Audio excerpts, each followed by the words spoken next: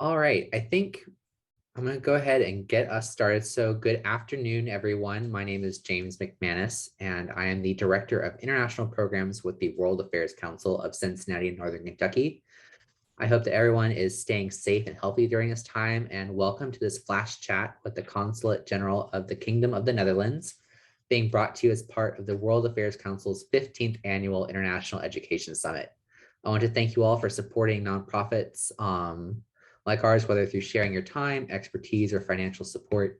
We really appreciate it, and we strive to innovate and reach our mission during this challenging time. So during this half-hour session, we've invited Consul General Bart Twaalfhoven from the Consulate General of the Kingdom of the Netherlands in Chicago to share a little bit about his background in foreign service, give a real first-person perspective of how consulates operate and serve our region, and what they're doing in our region to strengthen the cultural and economic ties between our countries.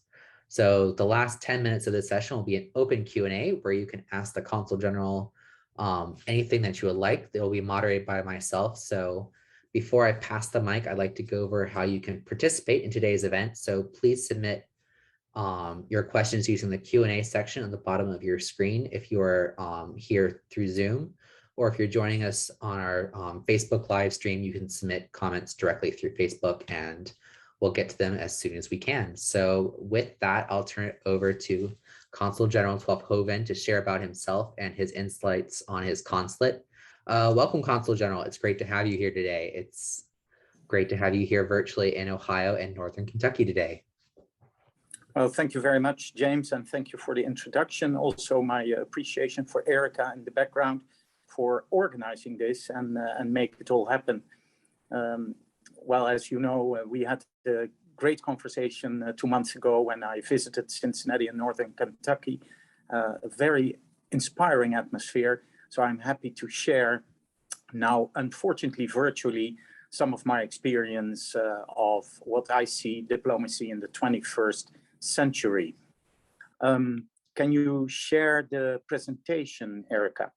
Would like to share with you all that in fact I'm a very privileged person, because when I was at about the age of 18, 19, I knew exactly that I wanted to join the diplomatic service. That of course makes taking decisions in the rest of your life rather easy. And so I adapted my study to facilitate my entrance in the diplomatic service. I studied law, bachelor and master in the Leiden University in the Netherlands, and then I continued with economics and international relations in Paris and in Vienna. After that, I entered the diplomatic academy, and my first posting was in Spain. And as here in the United States, and in fact in every other single country, you have functions abroad and of course also in your home country.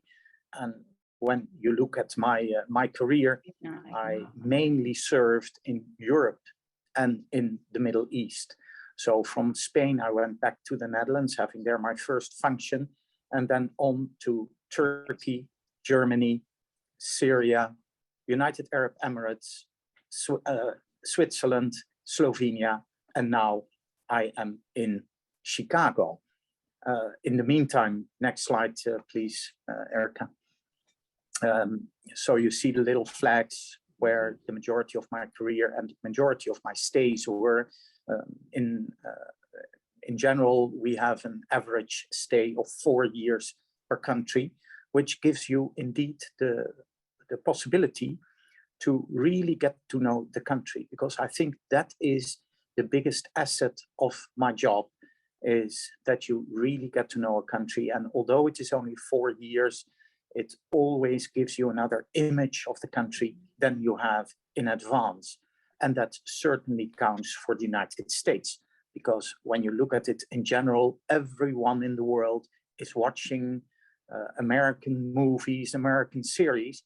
And by doing so, we also have the impression that we do know your country, which is absolutely not the case, of course.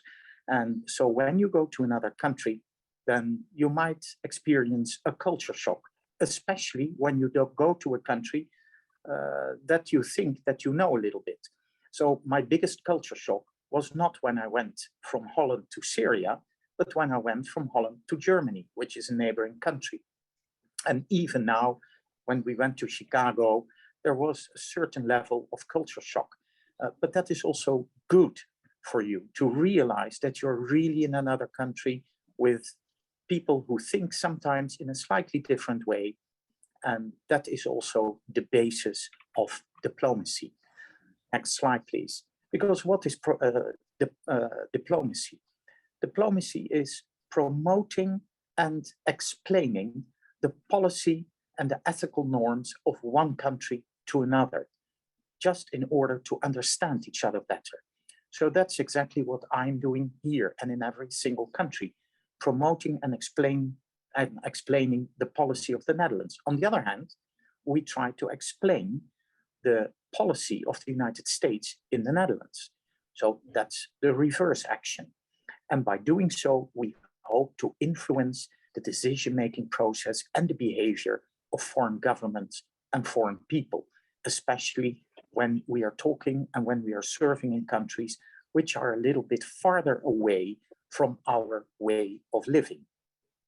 Apart from doing so, we are also representing the head of state of our own country and the government of our own country in another state. And therefore, it is always very important that you as a diplomat do know exactly what you are talking about, that you are not only very well informed about the host country where you are living, but definitely also about the policy of your own country to explain it to the people where you are living. We do so in a certain, with certain institutions in other countries. We have embassies, which are always in the capital city of a country. And yes, of course, there are exceptions in the first place in the Netherlands, because the capital of the Netherlands is Amsterdam, but the government, the king, and the diplomats are all living in The Hague. And this exception you see in 2 or 3 other countries, like in Myanmar, like partly in Israel, and like in Bolivia as well. But in general, always the capital is in the place where the government is. Then you might have a consulate general, or an honorary consulate in the major cities of a country. That is why we are here. And you have permanent representations. Those are the embassies at international organizations. We do our work either in a bilateral atmosphere or in a multilateral atmosphere. And bilateral, that means that it is only the relation from one country to another. The little photo that you're seeing is when I was explaining the Dutch policy in the Senate of Slovenia. So you try to influence their ideas, at least about what the Netherlands is standing for, by explaining what we are doing. Multilateral, however, that is when we do it in a more international atmosphere, like in the United Nations, in the WTO, and in Europe, of course, within the European Union. Then you're always sitting with colleagues around the table and you try to come to a common way of thinking and a common opinion. We do so with diplomats, and a diplomat normally is a career diplomat who is just going into the ranks and files and is climbing up its way to a certain level. On the other hand, there are also countries who are making use of political nominees, like amongst others here in the United States. You have quite a number of political ambassadors who have been nominated in other countries. So that is a completely different career step.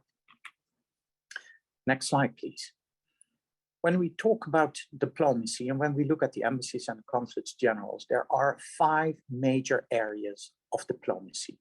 That's politics, economics, international cooperation, culture, and consular. And when we look at consular, that is not only issuing visa and passports, but that is, in the first place, I would say, is helping out your own nationals who are in problems, who are in an emergency situation in the country where you are serving. And it might be a national, in my case, a Dutch who is living here and who is facing problems, but it might also be a Dutch who is visiting Chicago and is, for one reason or the other, in an emergency situation, having an accident or something like that, being robbed. And the task of a consulate and an embassy in that sense are completely the same. We are there to help them out. But of course, you always hope that that is the minor task of your diplomatic mission, because you want to focus on politics, on economics, on international cooperation, and on culture. Depending on the relation that you have with a country, you are handling either those 5 areas, or maybe only 3 or 2 or whatever. So, and when you look at the United States, of course, we are in relation with the United States on all 5 aspects. And when we talk about international cooperation, normally we think of development aid and so on. And you're absolutely right. We are not paying any development aid to the United States. Neither is the United States giving us any development aid, because we don't need it. But we still can team up and we can cooperate in other areas of the world, in Africa and Asia, where we can influence each other and where we can strengthen each other in our efforts to help the people on the ground over there.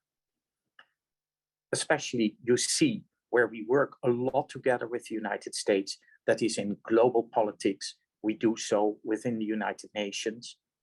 On human rights, where we meet each other in the Human Rights Council. Climate change, that of course is very actual now, taking place in Scotland, in Glasgow. International trade policy via the WTO, and of course also military cooperation via NATO or in bilateral contacts. And before we meet each other in those international fora, we come together, our diplomats in Washington with your diplomats in Washington, and vice versa in The Hague, to discuss if we can take a common stand in one of those international fora. And therefore, it is very important that we come together, that we know the people with whom we are dealing. So the networking aspect in that sense is enormously important. Next slide, please. When I look at the Dutch network here in the United States, you see that we have an embassy in Washington, D.C., that we have consulates general in Chicago, Miami, New York, San Francisco, and Atlanta. And having those there, the whole country is divided. All the states are under one of those 5 consulates general, apart, of course, from DC, that is directly under the embassy. But we have more. An embassy and a consulate is quite normal to have in a country, but given the importance of your country, we also have business support offices, which are only supporting Dutch business in the United States. We have them in Houston and Los Angeles, and we have NFIA offices. Those are foreign investment agencies. We have them in 6 states, amongst others here in Chicago. Since this is such a vast country, we also have honorary consuls. We have 27 of them, and 6 of them are located in the Midwest, out of which 2 in Michigan, because a large number of Dutch people or of people of Dutch descent are living in Michigan, and therefore we do need some people on the ground there to stay and keep in contact with the Dutch community. Next slide, please. Here you see a little picture of the states that we are covering. 13 states of a different importance, of different signature, and of different challenges also for us. So what we try to do in those states in the first place is to make connections on the governmental level, to go to the governor, the mayors of the bigger cities, and at least to be in a personal contact with them. And by doing so, it is easier to answer inquiries, to organize missions and events, and to provide the Dutch with information about those states and the other way around. Because my mission here is to put the American flag higher in the Netherlands regarding the Midwest, but also to put the Dutch flag in the Midwest higher here, so that we know about each other, that we know about each other's opportunities, challenges, and chances, so that we can go for matchmaking, market scans, and that is exactly what we are doing. Of course, we cannot cover the whole range of the whole economic spectrum. That is what we want to do, but we don't have the means and people for it. No country has that. Next slide, please. So in the Midwest, we are focusing on food and agriculture.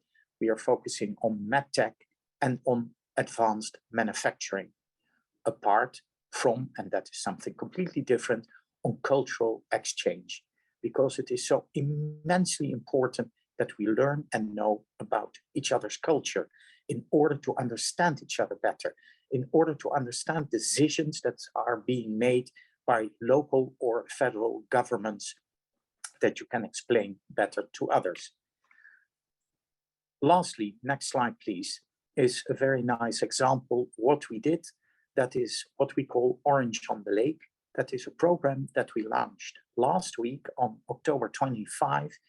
And that is a program that we set up as Consulate General here in Chicago, together with World Business Chicago, and together with one of the biggest incubators in the United States and in the world, 1871. And we launched this Orange on the Lake to provide a soft landing for smaller Dutch companies and startups who would like to establish them here in the Midwest. Since we only launched the initiative last week, we will start in Chicago, and then we will broaden the whole program to Illinois and the rest of the Midwest, in the hope that more Dutch companies will come here and establish themselves in the Midwest. Well, that is sort of my presentation. The last slide is giving some contact information, and you always can get in contact with us also via the World Affairs Council in Cincinnati and Northern Kentucky. And I'm open for questions. Thank you very much, James. Thank you, Consul General Twaalfhoven. It's great to have you here, and I really appreciate you spend some time with us to explain your role as a Consul General. So I do have a first question for you here. So someone like yourself who's had a wealth of experience working internationally, what piece of advice would you give to someone who is in high school, maybe moving into college or thinking about their career post high school? What advice would you give them if they're interested in a diplomatic career? If they are already interested in a diplomatic career, I would definitely try to get in contact with someone on the ground, preferably an American, who served or is serving in the diplomatic service, because there are big steps to make, of course. Because what you see in the newspapers is quite often always a very positive part of diplomacy. You see bigger conferences, you see the people there in Glasgow standing ready for the family photo, or you see them having dinner, lunch, and having a glass of champagne. On the other hand, we also remember the evacuation and the exit from Kabul. That also is a close cooperation between the military and the diplomacy. And that is definitely the tough part of our job. Also, when there is a major accident, when a plane is coming down with a lot of your nationals in another country, then it is definitely the diplomatic mission that has to start with the first rescue operations, and to set up a whole system to help those people. And so it is important to inform yourself, because when you're interested in the diplomatic service, you're not choosing for a job, you're choosing a life that is impacting yours, but also your direct family members, in the sense your future partner and eventually your children. And you have to be ready for it. And I hope many of the listeners today are ready for it, because I can tell you it is the most wonderful job you ever can have. But try to inform yourself that you're not disappointed. Also not because you might think that you will be an ambassador in 10 years in Paris. Well, let me tell you, that's not going to be the case. Because you have to climb up all the ranks and files within the organization. And yes, you will end up in Kabul or in Bolivia or in The Hague in the Netherlands. And maybe you do not have any connection with the Netherlands personally, but still you end up there. So, of course, you will definitely also to countries which are on the top of your priority list. So there is a certain balance. But if you're open to the world, if you're really open to the world, you can really serve in every single country. So what I would advise you is that whenever you have the chance to go abroad for your studies or before you start your studies, do it. Try to go to university with an exchange program with other universities abroad, not only in another state. And yes, I do know that maybe the distance that you travel from here to Florida or to California might even be bigger than what we travel in Europe. But it is also a question of culture and of the way people approach certain issues. And therefore, it is important to be in another country. That would be my first advice, to spend some time in another country, half a year or a year in another university or in a little job. So I do have a few questions from our audience. So in the US, you mentioned your role supporting economic ties between our countries. In the US, we're having a hard time filling open positions within our manufacturing sector. Is this something that either the Netherlands is also struggling with, or do you have any insights into that? Yeah, no, absolutely good question. I think at the moment that, especially in the Western world, everyone is struggling now with the same problems in the supply chain, in getting the right people.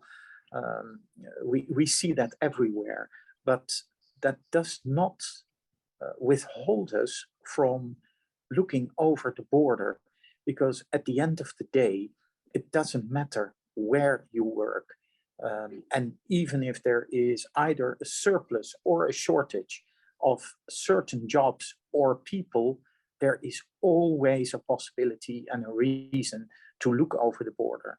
And sometimes you can set up international cooperation while not moving from your place. You can do it from the Netherlands toward America and the other way around. But yes, we all face the same problems. The major problems at the moment are because of the COVID pandemic.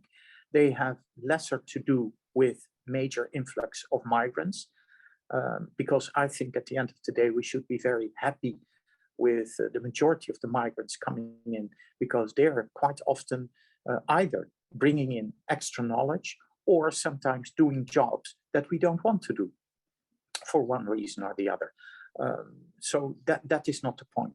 I think it is the mentality behind the decision which is so much more important than only the problem which arises at a certain moment. We should use the problem, we should use the challenge to look at new opportunities and not only seeing it as a major risk. So we have another question with someone that has a bit of a connection with the Netherlands. So my husband and I were fortunate enough to live in North Holland for 3 wonderful years.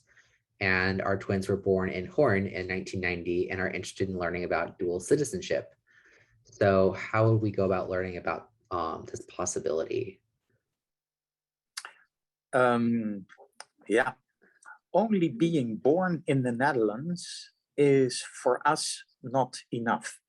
There are two different systems in the world. That is the jus sanguinis and the jus soli, which means that sometimes you get the nationality because you're born somewhere, like in the United States. And sometimes you only get the nationality when one of your parents is Dutch. And that is the case in the Netherlands. So if someone who is not Dutch would like to become Dutch, then he has to follow a completely different path. And quite often that is also including a certain amount of time that you have to live in our country. If you want to have the detailed information about it, then I would advise you to take contact with our consular officer here in the consulate, and she can give you all the necessary information. But those are the basic rules. Wonderful, thank you. So another comment. So the Orange on the Lake project is a wonderful accomplishment for U.S.-Netherlands relations, particularly between the Netherlands and the Midwest specifically. Is there hope to replicate that project in other areas of the United States as well? Yeah, very good question. In fact, we were replicating a success formula set up by our colleagues a couple of years ago in San Francisco. It's called Holland in the Valley. And that worked very well. It is still working very well. And now we are the #2 here in the United States. And we keep, of course, our fingers crossed, because to establish a cooperation like this, it also has to function. And for that, of course, the borders have to be open. So we are very, very looking forward to November the 8th, when the American borders are being opened for European travelers. And then we hope and we think that it will be successful. And of course, we are sharing all this information with all my colleagues, also in New York and Atlanta, in Miami, where the other consulates are, and with the embassy there.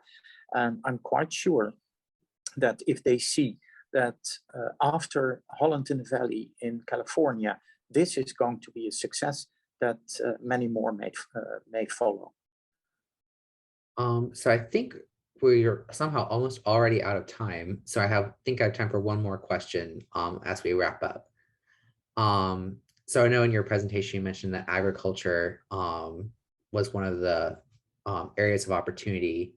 So I think this question kind of pertains to that a little bit. So with the Netherlands having one of Europe's largest livestock industries, and given here in the Midwest that we also have a very prominent livestock industry, it seems that there's a big conversation in the Netherlands about limiting farmers' meat products to help with issues around climate change. Is that something that you can speak a little bit more to, about how those sort of climate change and industry goals compete? Yeah.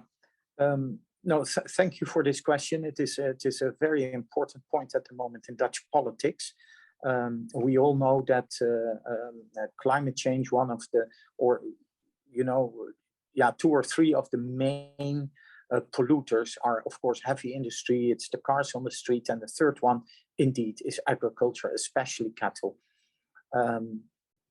We have some political parties who opposed always to discussing the reduction of cattle in the Netherlands, because agriculture for us is very, very important. Being a very small country, we are only 1/6 of the size of Minnesota, but we are the second exporter of agricultural products in the world after the United States. So somewhere we do something well. And so for a number of political parties, it was a no-go ever to talk about touching agriculture in the Netherlands. Well, we all have our challenges in our political systems. So we do as well in the Netherlands. We did have general elections in March this year. so 7 months, 8 months ago, and we still do not have a government. We are still living with a caretaking government. And now for the first time, last week, it became known that the political parties that are involved in negotiating a new government are willing to open up the discussion about possible reduction of cattle in the Netherlands. In which direction it goes, of course, we don't know, because those negotiations are highly secret, but something will move, because we do acknowledge that the presence of the amount of cattle that we have has a negative impact on the climate. So let us have another discussion in half a year's time. I'm quite sure by then, hopefully we have a government, and then we know what the new policy will be. Thank you. I really appreciate you spending time. I think we're just about out of time this afternoon. So what a bunch of really great questions. I know we could go on for a considerably longer amount of time. So I just want to say I really appreciate all of our participants who have enjoyed and engaged in this session here as part of the World Affairs Council's International Education Summit. And of course, thank you, Consul General Twaalfhoven, for sharing your time and experience with us this afternoon.